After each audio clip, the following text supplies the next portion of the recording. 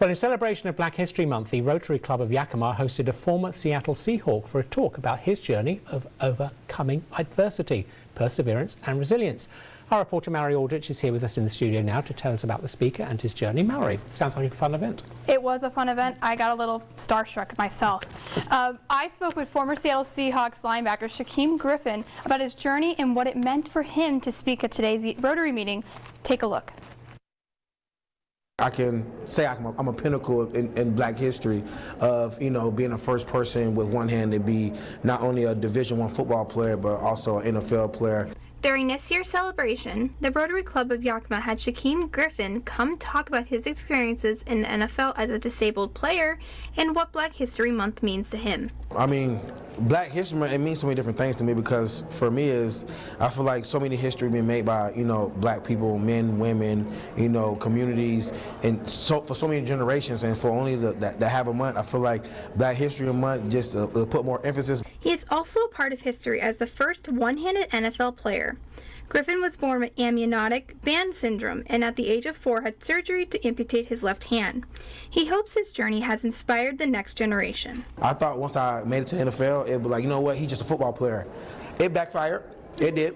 And then I became like this pinnacle in the disabled community space, and it's just like, okay, for me thinking that I was going to be considered not disabled, it just shows that disabled people can be in any rooms that they put their mind to.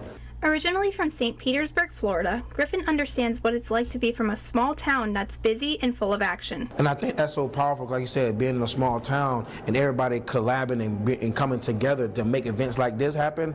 I mean, it just goes to show that they're creating a culture that people will love and inspire to be a part of. And I'm just blessed to be, an extension to be able to be a part of this, be a part of Black history, be a part of diversity, and be a part of this foundation in this community, because it literally speaks volumes about everything that I'm a part of. Griffin also explained advice he has for our future generation of leaders. So for anybody who's a leader, create that culture of, it's okay to receive support. Because I know in so many instances, when I lack belief, I have support who believed in me until mine's woke back up. So it's like, if I can teach that, serve that, give that, listen, for those leaders out there, create a culture around you so the culture will stay there even when you're not. During the meeting, Griffin continued explaining his journey and how he has used it to inspire the next generation.